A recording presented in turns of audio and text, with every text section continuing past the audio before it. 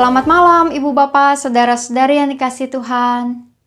Ada seminar di Persekutuan Pemuda dengan judul Mengelola Keuangan Secara Kristiani dengan pembicara Pendeta Luther Tan yang kini emeritus dari GKI Perniagaan. Nah, di dalam seminar itu Pendeta Luther mengingatkan bahwa kita memiliki rejeki atau gaji sebagai anak-anak muda pada saat itu, maka hal yang pertama yang perlu kita ingat adalah mengingat Tuhan dengan harta kita, yaitu dengan cara memberi persembahan, menyisihkan untuk perpuluhan, atau memberikan kepada orang lain, atau bahkan juga menyerahkannya ke gereja. Sebelum kemudian kita menghitung berapa pengeluaran dan kebutuhan-kebutuhan kita, serta bagaimana kita bisa menabung untuk masa depan, dan kemudian jika ada sisanya baru menggunakannya untuk bersenang-senang. Saat masih muda mendapatkan seminar itu, maka ia mengangguk-angguk begitu ya, belum terbayang seperti apa. Namun bersama dengan waktu, saya dan teman-teman menyadari bahwa apa yang Pendeta Luther sampaikan di dalam Persekutuan Pemuda itu menjadi hal yang penting untuk mengingat Tuhan dengan harta milik yang kita peroleh. Karena segala sesuatu yang ada dalam hidup kita bukankah adalah pemberian Tuhan. Karenanya kita mau lebih mengingat Tuhan dibandingkan mengingat pemberian yang ada. Tema di malam hari ini dari sisipan Alkitab ini yang berjudul Janganlah Mengandalkan Harta. Ada beberapa ayat-ayat Alkitab yang ada di balik dari sisipan ini. Saya akan membacakan satu. Dari Amsal 11 ayat 28. Siapa mempercayakan diri kepada kekayaannya akan jatuh, tetapi orang benar akan tumbuh seperti daun muda. Godaan kekayaan memang pada nyatanya seringkali membuat orang bisa jatuh ke dalam cara-cara yang salah untuk memperoleh kekayaan, jatuh di dalam menggunakan, menghambur-hamburkan kekayaan itu dengan cara-cara yang tidak bijak.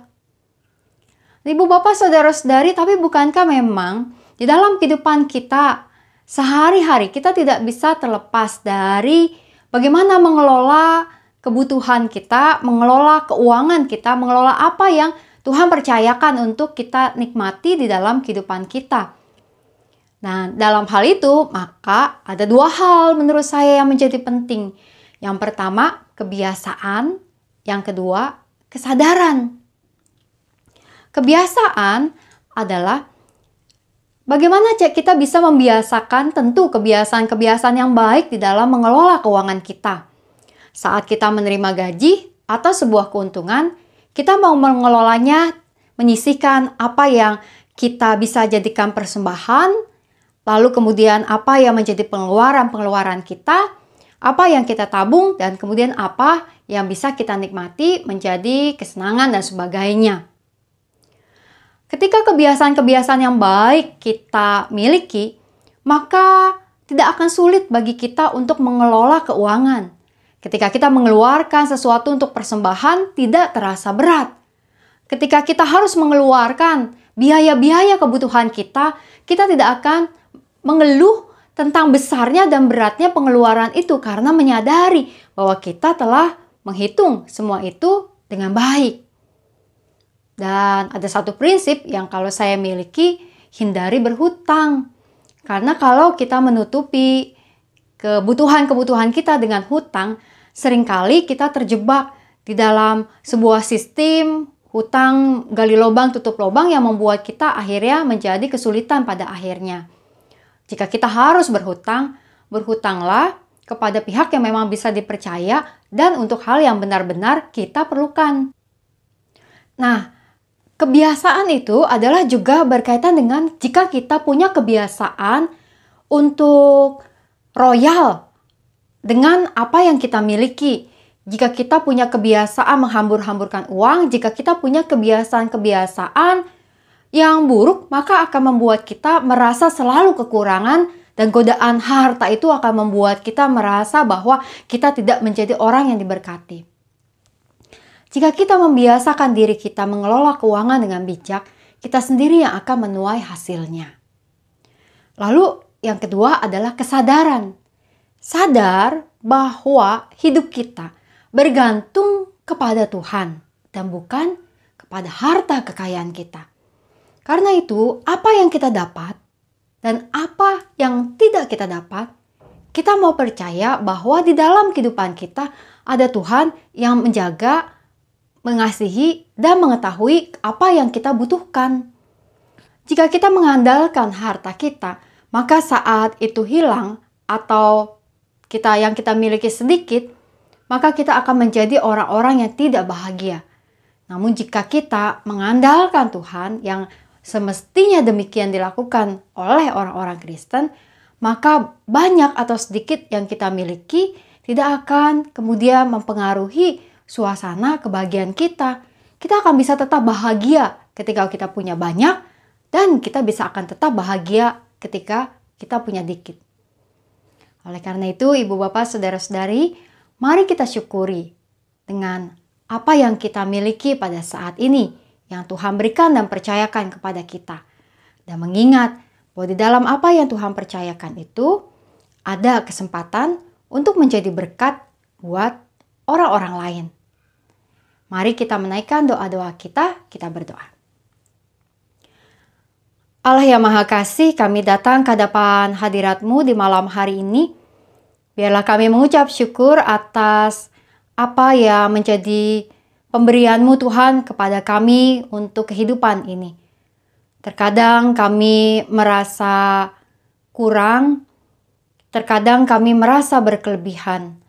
Maka biarlah Tuhan kami dapat mengelola keuangan kami dengan bijaksana, mengingat Engkau, dan untuk punya hati yang bersyukur, merasa cukup, dan bahkan bersedia memberi kepada orang-orang lain.